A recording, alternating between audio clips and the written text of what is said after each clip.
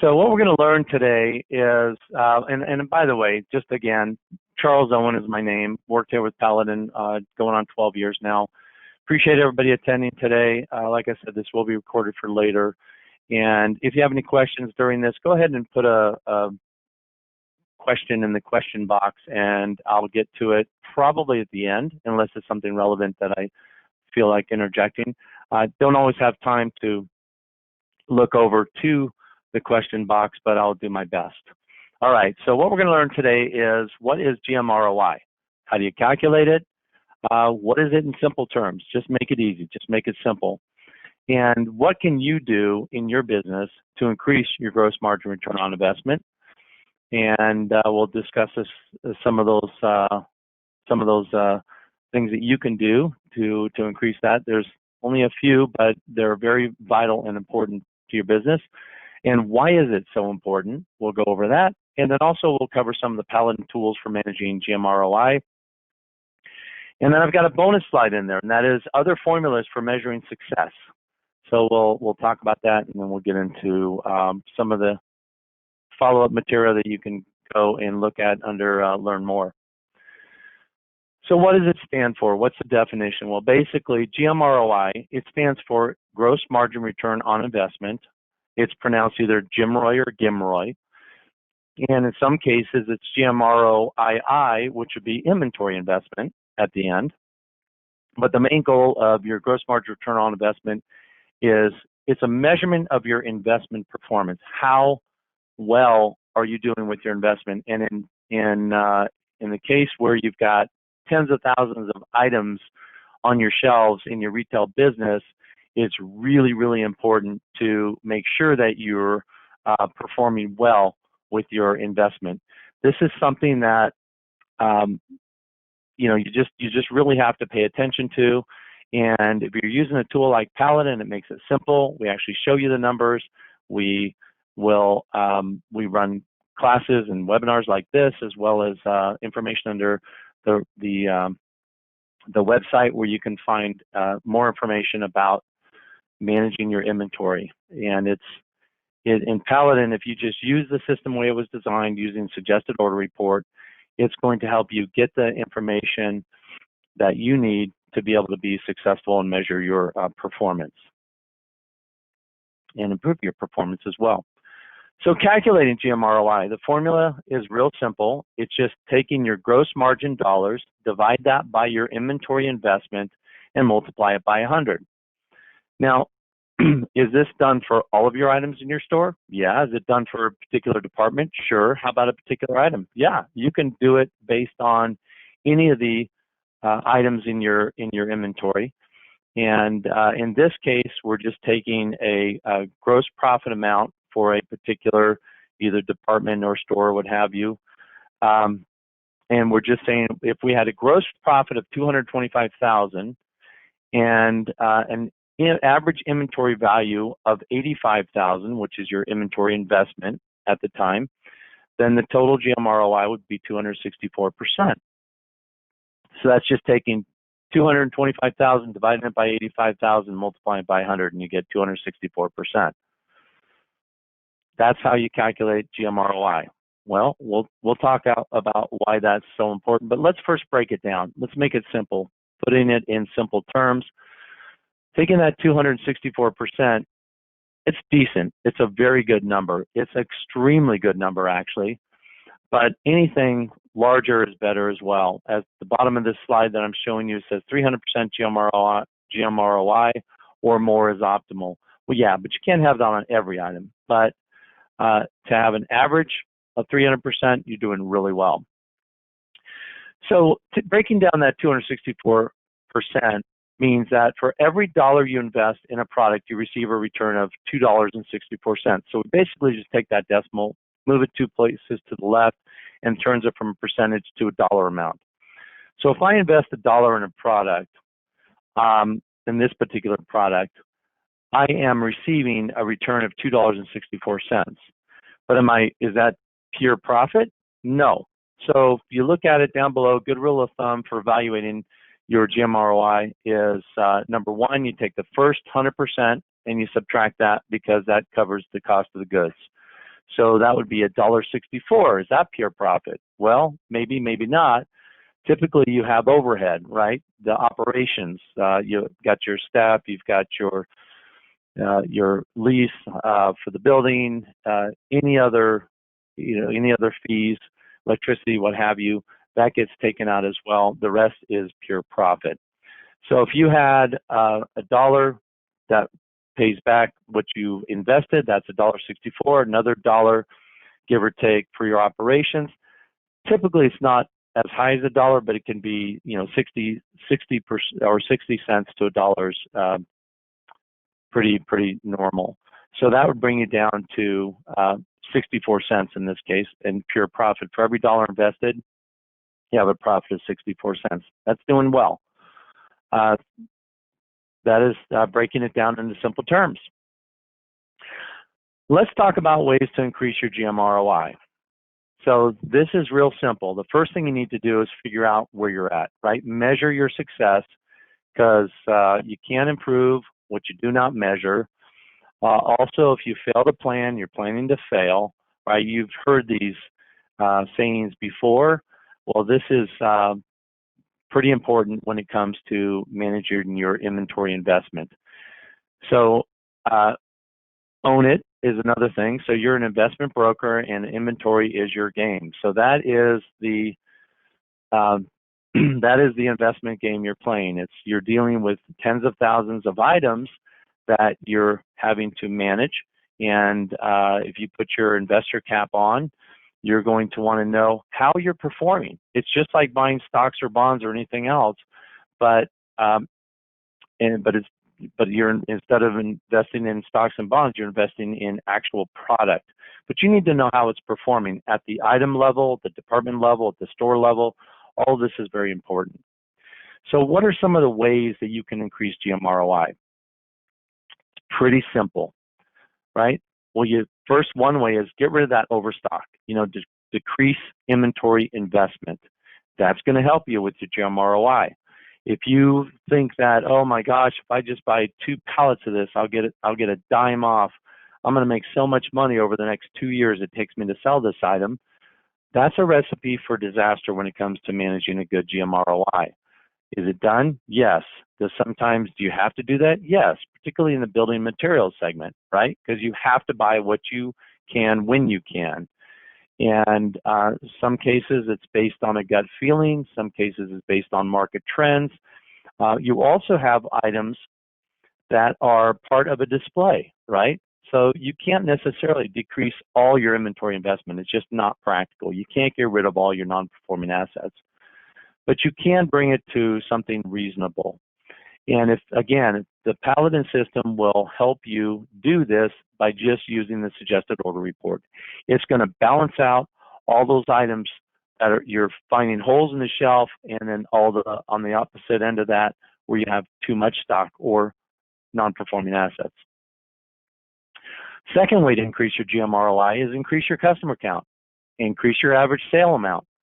Get more customers into your store, buying more products more often. That's the game. That's the game that you play as a retailer. It's just bottom line.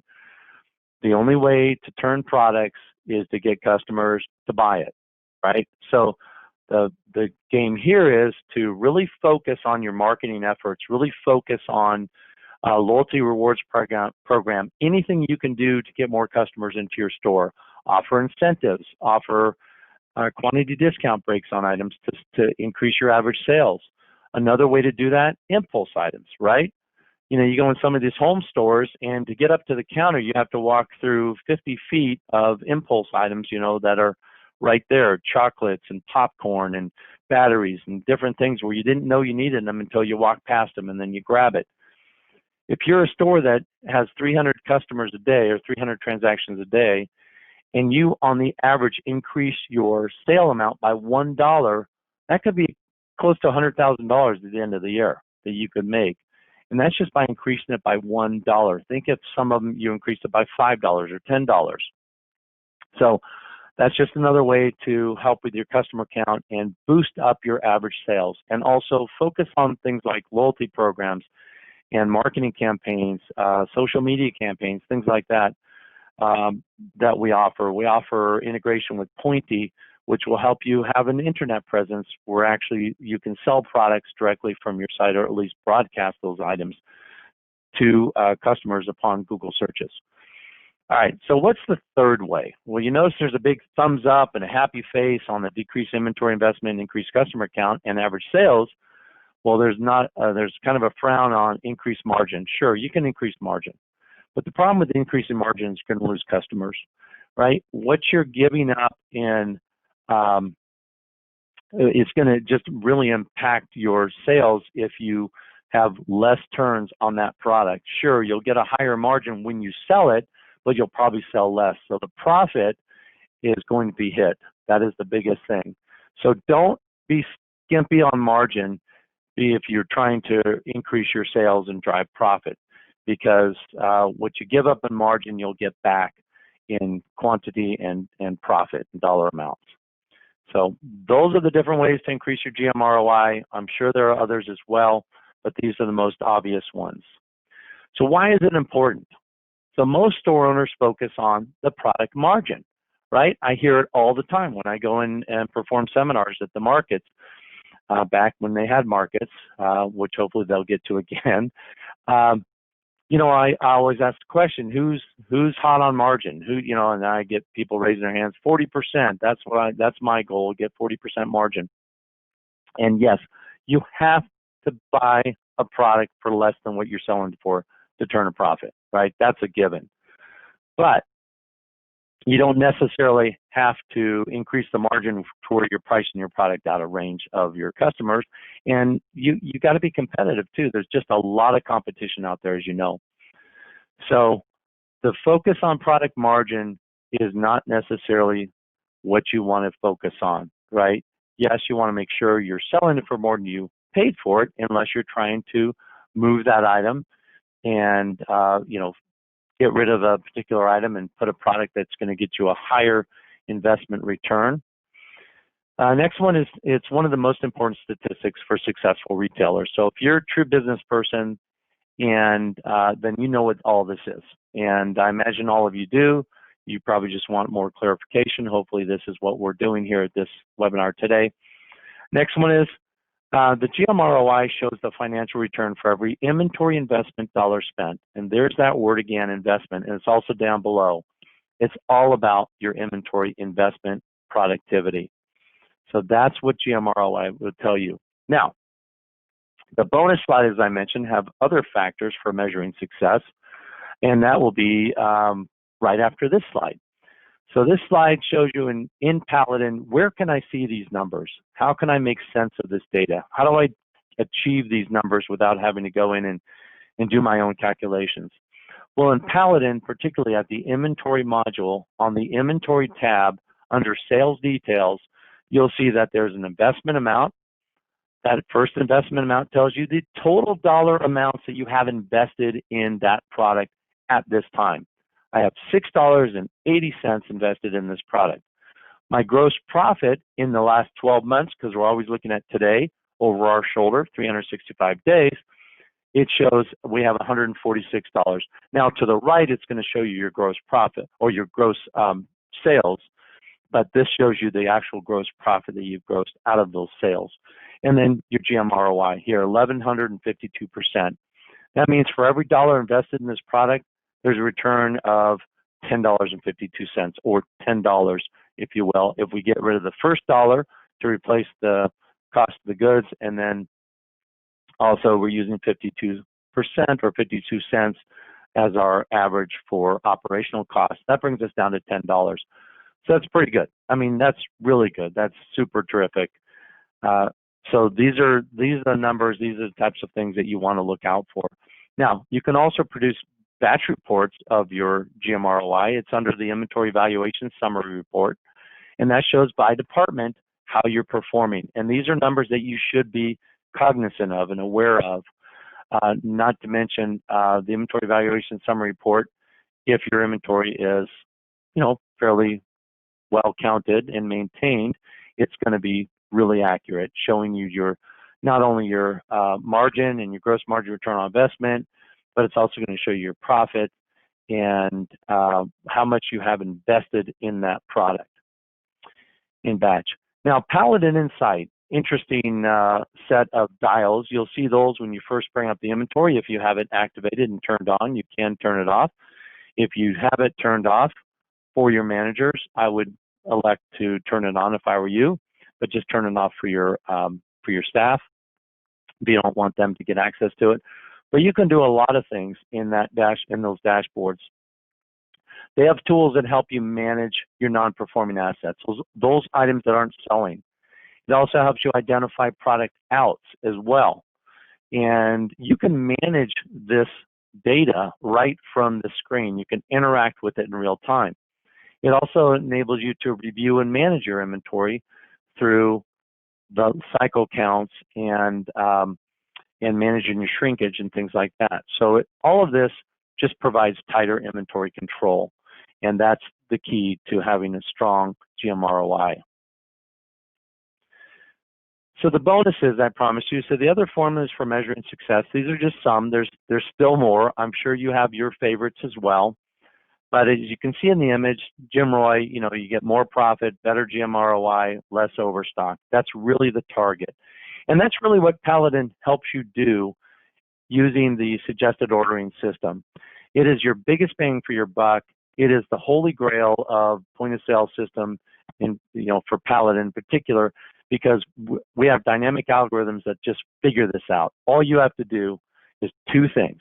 You have to sell product and receive product. If you can manage that, then you're going to have these numbers, and it's going to help you with your Gmroi. So how do you do this? Look at the top left-hand corner, gross margin return on investment. It shows you the formula. Typical gross margin return on investment is about 150% or better, right? If not, you're probably not making money on that product. Now, that may be true with a lot of products, and that's okay. Some of them you just have to have. Some of them you just have to compete with the local stores, and you got to take it in the shorts on those. But a well-run store, 365% they can achieve for gross margin return on investment across the board. Inventory investment, inventory cost divided by square footage. Real simple to calculate. I wouldn't include yard or anything like that, but include the square footage of your store, at least those that are populated with product. And the typical square footage cost per store is $55, and a well-run store can get down as low as $33. So does this mean that you have less product to purchase, and therefore, how can you have a well-run store at a $33 versus a not so well-run store at $55? Well, it comes down to ordering more of what you're selling and less of what you're not selling, and that's how these tables turn. So if you are a new store and you just signed up with one of the suppliers or wholesalers out there, and they set your store for the first time, you're probably going to be at $55 or greater per square foot. Now that just kind of gives you a hodgepodge of the store, of all the items, and now based on how well those items turn, you're going to predict whether or not you start removing and replacing items to get items that turn versus those items that are just sitting on the shelf. But you can get it down to a really reasonable number, which will, again, just help you put that money back into your pocket. This is about reducing overstock, reducing those items that you're not selling. All right, let's look at the next measurement here, product outs. Of course, I mean, this is just a typical thing, right? If the customer comes into the store and they find a shelf that has no products, what's the first thing they do? They look at it, it's got a hole in the shelf, there's nothing that they need. They usually just leave the cart and turn around and walk out and drive the 20 miles to the next store, right? You don't want that to happen. That's a bad day. So if you've got lots of stock that's out, and if you're counting the old-fashioned way where you're using the gun and you're shooting for outs, you probably lost a lot of business and opportunity to sell product if that product is not there on the shelf. I always tell people, you find a hole, you've already lost a buyer for that, right? And they probably only will do that a couple times before you're not the first stop on their list to go to, right? So you want to make sure you just increase the heck out of those items that are selling. And that's what, again, Paladin will help you replenish what the demand is based on the dynamic algorithms in the historical sales and purchases. So 6% is typical well-run store under 1%. And to achieve that number, you just take the number of current outs, divide that by the number of inventory items, multiply it by 100, and that's what you'll get your percentage. Product turns is another one. Turns are important to know. This is real simple to figure out. You take your total cost of goods sold, divide that by your ending inventory for the period, and typical annual turns, you're probably all thinking, yeah, it's about 2.5%, something like that, on a good day. Well-run store can actually achieve much higher. And we've seen this transition happen when people embrace the suggested ordering in Paladin. When they move from a prior point-of-sale system to Paladin, we've actually seen all these numbers that you see here actually happen, and we have testimonials from our customers. So it works, right? On the right-hand side, we're just, again, looking at non-performing assets, number of overstock items divided total number of items times 100. Typical overstock, 75% of your products could be overstocked. A well-run store is about 20% of non-performing assets. Again, the problem with this is, particularly in a building material store and a hardware store and this type of store, where you've got display items, right? You might have a whole display wall of Irwin drill bits. And, 4 of them sell all the time. The other ones sell onesie, twosie a year type of thing. I'm just using an example here, but it's very common to see this, right? So you got a couple of pegs that are deep and then other pegs that are real shallow, and that's okay. You want it to look stocked, but yet, even though you don't sell those things, you still have to have the full display to be a real business, right? To be perceived as a real business. We're going to go into questions and the answers now. So I don't have any at this time, so hopefully this was helpful to you. I'll give you a moment to put them in there. To learn more, you can go in and read the white paper that Paladin put together, Inventory as an Investment, and about Paladin Insight. We talk about all those dials. We show you how you can leverage those dials. If you haven't embraced those dials, maybe it's time to do that. Maybe you can start trying to roll back those dials and get them into the yellow or the green arc as opposed to the orange or the red arc. That's what you can do. We have a lot of people that are really honed in on that, and they take a lot of stock in what's in those dials, because that's the 50,000-foot view of your store and inventory. And then next, there's a webinar on Paladin Insight as well. The next webinar that's coming up will be on October 6th at 9 a.m. You can save your seat now, go into portal.paladinpos.com/webinars and sign up for this. It is, so it's in a couple of weeks on Tuesday at 9 o'clock.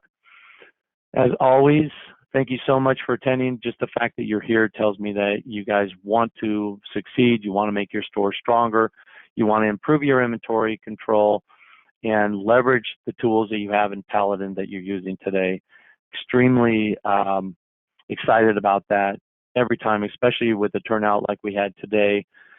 Thank you so much for your time. You can always view this after the fact if you found this useful and you want to have some other folks in your store watch this. You can go straight to the webinars in the help portal and see this. Also, you'll find information and information about retailing, general retailing, and also how to get more customers into your store through the Retail Science website, and that's at paladinpointofsale.com/retail science, all one word. And so I do have a question. How do we turn on Paladin Insight? Okay, so there is a setting in your setup tabs. I believe it's under the company tab. Yes, I believe it's under the company tab, and it's probably under the inventory section of the company tab. If you peruse down and look on the left-hand side for inventory, I'll confirm if it's there and give you a call if I'm wrong. but I'm pretty sure it's in there. And if you can't find it or you're having trouble finding it, just call customer support, and they'll tell you exactly where it's at. But I'm pretty sure it's there. All right. Again, hope this was helpful to you. Thank you, everybody. We finally have a couple of clear days here on the West Coast, or at least not on the coast, but we're in Central Oregon, where all the smoke is coming up from California and down from Washington, and then coming from the west for our own fires. And it's been real smoky, but today's been good. So hopefully this was helpful, and God bless y'all. Until next time, see y'all.